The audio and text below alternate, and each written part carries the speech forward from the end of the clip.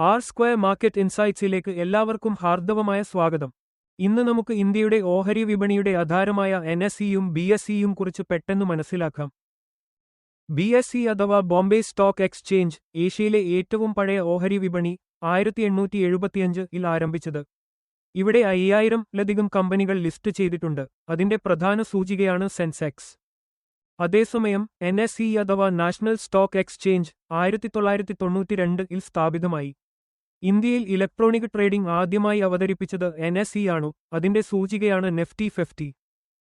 ഇരുവിഭാഗത്തും ഓഹരികൾ വാങ്ങാനും വിക്രിക്കാനും കഴിയും. പക്ഷേ വേഗതയും ലിക്വിഡിറ്റിയും കാരണം ഓൺലൈൻ ട്രേഡിംഗിനായി എൻഎസ്ഇ കൂടുതൽ ജനപ്രിയമാണ്.